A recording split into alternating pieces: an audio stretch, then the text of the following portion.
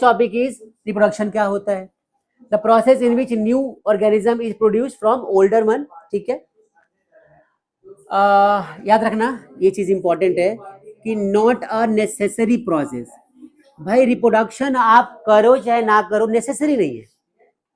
आप चाहो तो पूरे लाइफ में बिना रिप्रोडक्शन के भी सरवाइव कर सकते हो, जिंदा रह सकते हो। एक होता नहीं, जिंदा रहने के लिए जरूरी है, होता नहीं एक मुलाकात जरूरी है सनम, है ना, सुना आप लोगों ने कि जिंदा रहने के लिए जरूरी है, गाना सुना आपने, तो बकवास है, कुछ नहीं होता इससे, नेसेसरी नहीं होता क्या रिप्रोडक्शन, क्योंकि आप इसके बिना भी सरवाइव कर सकते हो। It is an optional process. क्या ये ऑप्शनल प्रोसेस? जैसे मयंक है, इसको ट्विंस के बारे में जानना है तो इसको नॉलेज है, नॉलेज लेना है मतलब बेसिकली है, और भी चीजें चाहिए होगी इसको लाइफ में, है ना Mayank? Sexual reproduction both male और फीमेल आर रिक्वायर्ड, और सेक्सुअल में सिंगल पेरेंट्स इज रिक्वायर्ड। ये बात समझ में आ गई?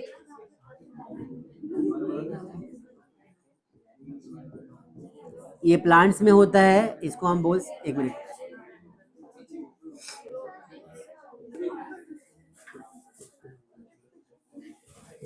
एनिमल्स में होता है।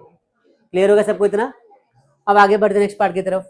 ये देखो बच्चों, जितने टॉपिक मैं तुम्हें करा रहा हूँ ना, प्लीज को ध्यान समझना, बहुत इंपॉर्टेंट पार्ट है। मैं तुम्हें कुछ चीजें तो बोल के बता रहा हूँ, जो बोली हुई बातें हैं ना उसको माइंड में रखना, that is very important for you, because exams में से क्वेश्चन बहुत सारे बनते हैं। जैसे डीएनए कॉपी कॉन्सेप्ट सिखाया मैंने, बहुत बार एग्जाम में क्वेश्चन आता है, ऐसा नहीं है मैं फालतू सिखा रहा हूँ चीजें, उतनी बातें करता हूँ जितनी क्लास में इंपॉर्टेंट होती है और जितनी तुम्हारे सिलेबस में है, याद रखना।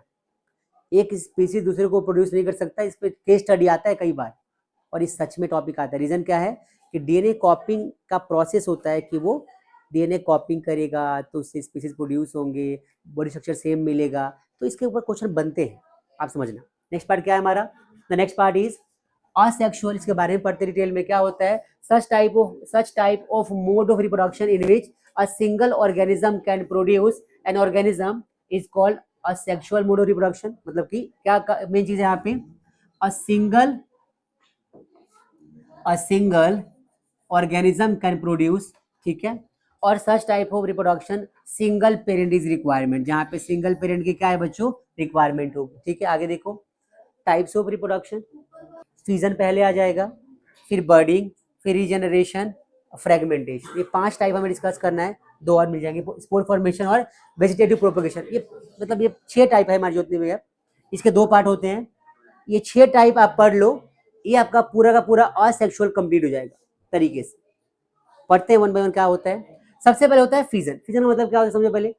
देखो फिजन होता है 2 टाइप का, एक होता है बाइनरी, एक होता है मल्टीपल। क्या मतलब होता है इसका?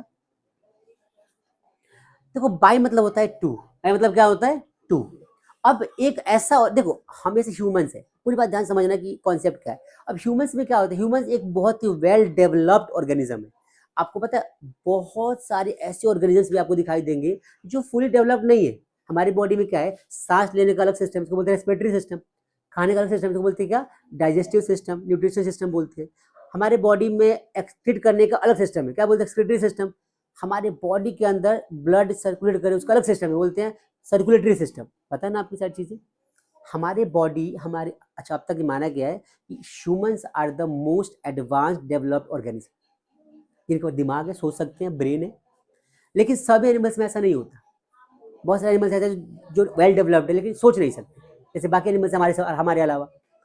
कुत्ते सोच सकते हैं, ठीक ठाक तरीके से सोच सकते हैं, मंकी सोच सकते हैं बहुत सारे तरीके से, कैट सोच सकती है, इनको पेट बोला जाता है, सोच सकती है। अब क्या होता है, पूरी बात सुनना। बहुत सारे ऑर्गेनिजम्स ऐसे भी होते हैं जो फुली डेवलप नहीं होते हैं, वो छोटे सा टिश्यू जैसा स्ट्रक्चर होगा बॉडी का उनका, जैसे उसमें कहता अमीबा। कैसा होता है? ऐसा होता है अमीबा, ये अमीबा है। अमीबा एक ऐसा ऑर्गेनिज्म है जो बहुत छोटा सा है, ऐसा लगेगा जैसे टुकड़ा है, कोई कागज का टुकड़ा पानी में फैल रहा है, छोटा, बहुत छोटा सा होता है। अब ये होता है बहुत छोटा, और इसका बॉडी ये अपने आप में पूरा ऑर्गेनिज्म है, ये खा सकता है, पी सकता है, सो सकता है। मतलब कि समझ रहे हो कि हमें जो पढ़ना है असेक्सुअल, वो उन ऑर्गेनिज्म से पढ़ना है जो बहुत छोटे होंगे, सिंगल पेरेंट्स वाले होंगे। दूसरी बात क्या कि उनके बारे में मतलब वो वेल डेवलप्ड भी नहीं होंगे।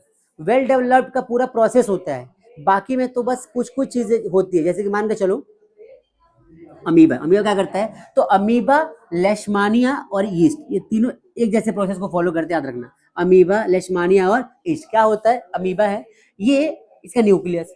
अब ये अमीबा क्या करता है कि जब ये स्टार्टिंग में जो स्टार्टिंग स्टेज होती है तो अच्छा खासा लाइफ सर्वाइव करता है, लेकिन जब इसको अपने आप को खत्म करना होता है, जब डेड होता है तो अपने आप को दो पार्ट में डिवाइड कर देता है और दो नए अमीबा को बना के फिर मरता है।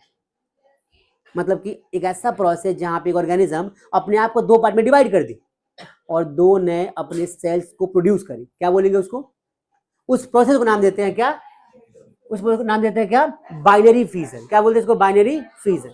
मतलब कि देखो, फ्यूजन का मतलब था ब्रेक होना। क्या बोला है कि a process in which a single cell organism splits into two or more parts and each part form an organism at the time of maturity. कि जब एक ऑर्गेनिज्म मैच्योर होता है तो अपने आप को दो पार्ट में डिवाइड कर देता है। अब दो पार्ट में डिवाइड करेगा तो उसको बोले बाइनरी, और बहुत सारे पार्ट से करेगा तो क्या बोलेंगे? मल्टीपल। आई बात समझ में? तो इस प्रोसेस को नाम देते हैं fusion. What is called as fusion. क्या बोलते हैं इसको? क्या बोलते हैं? क्या बोलते हैं? फ्यूजन। क्लियर हो गया? अब बात करते हैं कि अमीबा कैसे काम करता है। अमीबा है, इसने अपने आप को दो बार में डिवाइड किया। पहले न्यूक्लियस डिवाइड होता है, याद रखना एग्जाम में कई बार इस पे क्वेश्चन बनते हैं, इंपॉर्टेंट पार्ट है। पहले क्या डिवाइड होता है? न्यूक्लियस, और उसके बाद बॉडी डिवाइड होती है। इसको बोलते हैं पेरेंट। क्या बोलते हैं इसको बच्चों? इसको बोलते हैं पेरेंट ऑर्गेनिज्म। ठीक है, और इससे दो सेल्स बनते हैं, एक बोलते हैं daughter one, daughter two, D1 D2। Daughter इसलिए बोलते हैं क्योंकि भाई ये भी जाके आगे एक नया सेल प्रोड्यूस करेगा, तो डॉटर बोलेंगे। ये जो सेल है ये भी तो जब मैच्योर होगा दो और बनाएगा।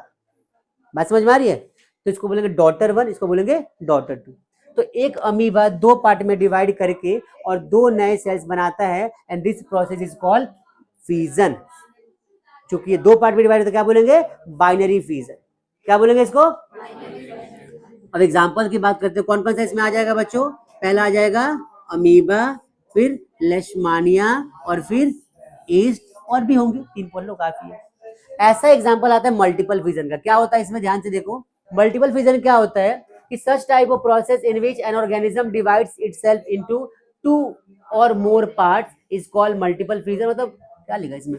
मोर पार्ट्स लिखो, टू मत लिखना है यहाँ पे। इटसेल्फ इन मोर देन टू पार्ट्स। ठीक है, दो से ज्यादा पार्ट्स डिवाइड करेगा तो क्या बोलेंगे इसको? इसको बोलेंगे हम मल्टीपल फ्यूजन। एग्जांपल में आता है प्लाज्मोडियम। क्या था एग्जांपल में? प्लाज्मोडियम। याद रखना, एग्जांपल बहुत इंपॉर्टेंट सारे टॉपिक्स के। प्लाज्मोडियम एक ऐसा ऑर्गेनिज्म है जिसका न्यूक्लियस जो होता है, न्यूक्लियस ये मल्टीपल पार्ट्स में डिवाइड हो जाता है। बात समझ में आ गई? बाइनरी का फिर से लिख देगा यहाँ पे अमीबा। समझ में आ गया सबको? यहाँ तक क्लियर है?